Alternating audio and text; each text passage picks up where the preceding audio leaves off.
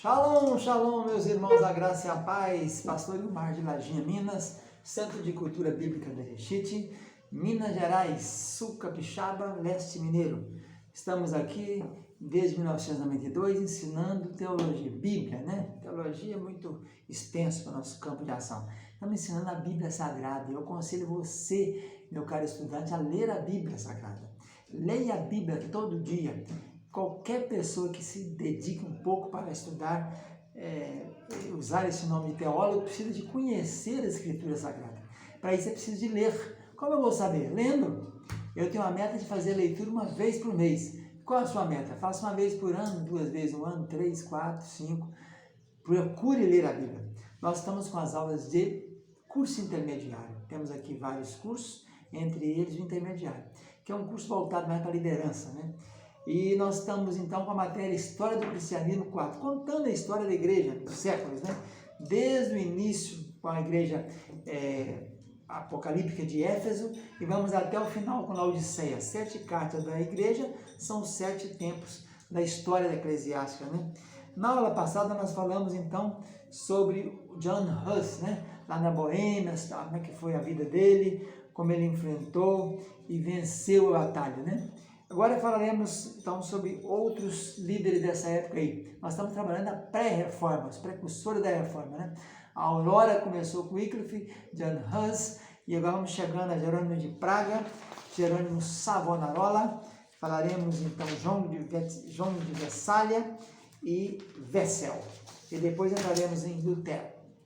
Então a situação era a seguinte: depois do julgamento de Hus, nós ficamos sabendo então que ele foi morto, né? E nós encontramos então, após a morte dele, espalhou aquela notícia para toda a Boêmia. Isso trouxe um certo desconforto para os cidadãos, né? Tudo o que escrevia, ele disse então, tudo está diante de Deus. E aí então, apesar dessa situação vigente na Boêmia, começou a haver uma insurgência do povo, né?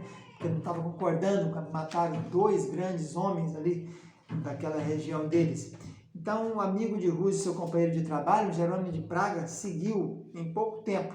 Era um homem de maior erudição, mas talvez de menos paciência.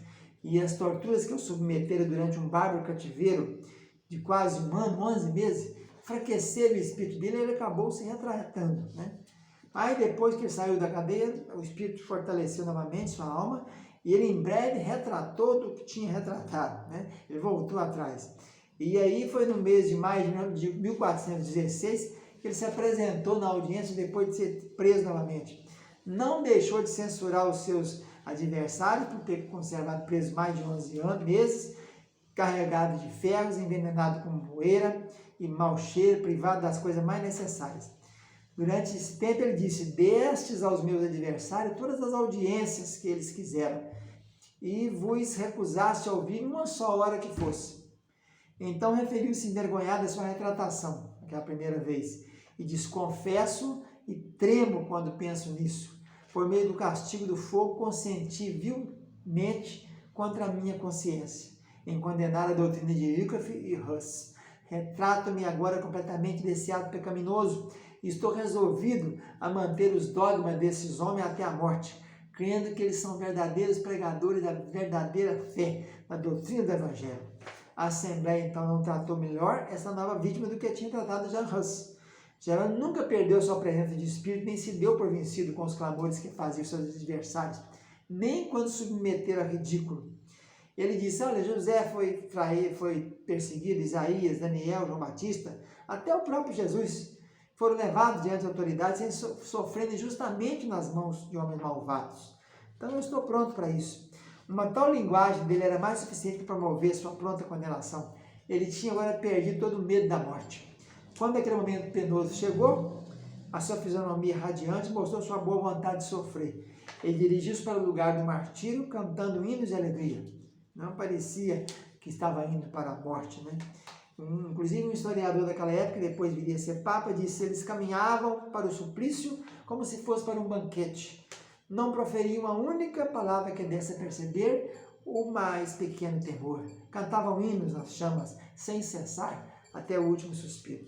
Isso tudo sob o pontificado de João XXIII, que fez com que morressem esses dois homens da Boêmia, né? O Jan Hus e Jerônimo de Praga. Assim surgiu então a Guerra Civil na Boêmia, porque a morte de Jan Hus e Jerônimo causaram essa situação, né? E muitos fidalgos, muitos nobres estavam cientes de que tinham tido aquilo que foi um abuso de poder de Roma e então estavam dispostos a defender o Evangelho. Então, no ano de 1419, um pregador, o Cita, foi preso e queimado, sofrendo assim maiores crueldades. Isso aí está falando de Jan Hus, né?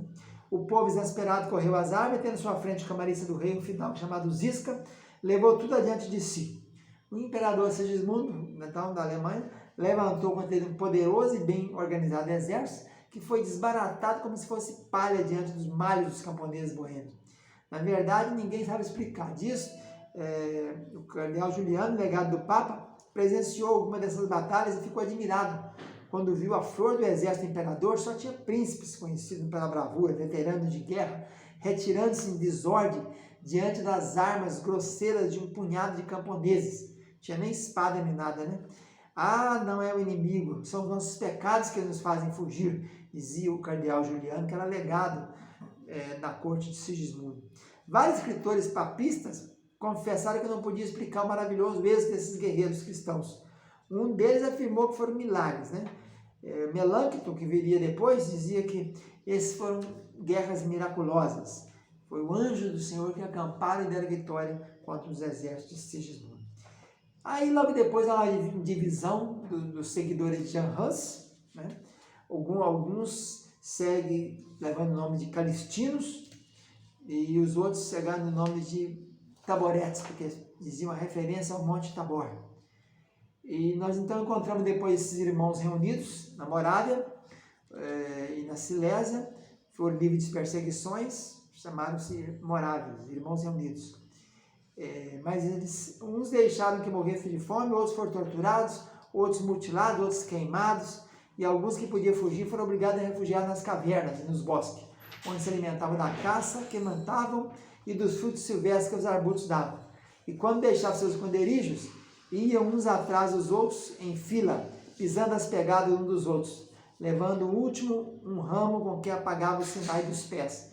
Então eles iam em fila, apagando o sinal dos pés, e assim eles ficaram durante muitos anos livres do poder papal de Roma, né? Ali eles tinham as reuniões dele, onde liam a Bíblia Sagrada. E no ano 1470 já tinha a Bíblia na versão boêmia. Aí nós temos a história de três grandes homens que vão anteceder Lutero, que é Jerônimo Savonarola, João de Vessália e João Wesel. O primeiro Savonarola foi um monge dominicano, filho de um médico em Ferrara. Ele, ainda muito novo, julgou ter recebido visões celestiais. Para isso foi para o convento de Bolônia. Ele era muito rigoroso nos jejuns e nas penitências, e foi mais tarde removido para São Marcos, o convento de São Marcos na Florença. Chegou a ser prior. Tanto quanto possível, ele era muito simples, mas o que chamou a atenção de Roma foi a sua fama como pregador e reformador. Ele fora do seu convento, e fora do convento, as suas inexoráveis denúncias contra o Papa, os seus ataques aos vícios do clero, as suas tristes lamentações pelo torpor das coisas espirituais daqueles tempos. O Papa, então, decidiu fazer calar o pregador e ofereceu-lhe um barrete de cardeal, mas ele não disse que não receberia. O que ele queria era fosse o barrete dele encarnado no sangue do martírio. Por fim, foi apanhado e metido na prisão. Ali aproveitou seu tempo para meditar e orar, e escreveu uma linda meditação sobre o Salmo 31. Depois de ser cruelmente torturado por ordem da Inquisição, né, entre aspas, Santa Inquisição, foi assinada a ordem da sua condenação e ele foi queimado em 1499.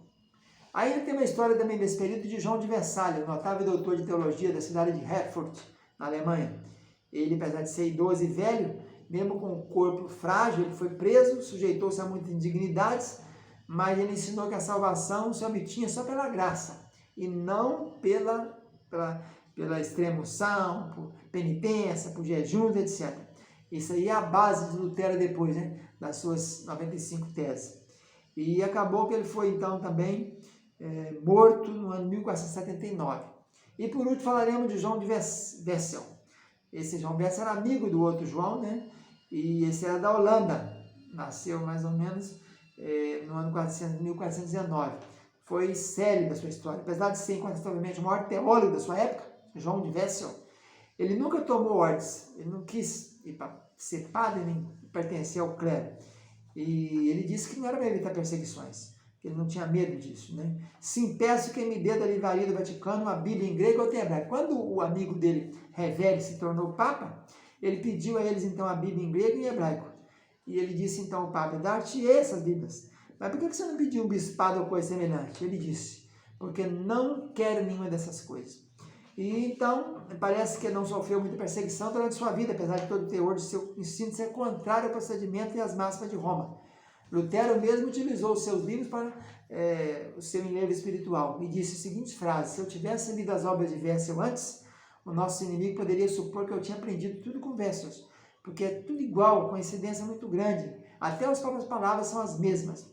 Wessel morreu cheio de honra aos 70 anos de idade, confessando no seu último suspiro a imensa satisfação da sua alma, porque tudo que ele conhecia era Jesus Cristo crucificado.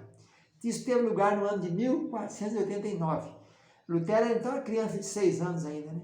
Assim, pois, seu testemunho foi ligado ao período da Grande Reforma e aos precursores da Reforma da Igreja Cristã no século XVI. Fica na paz, tchau, tchau.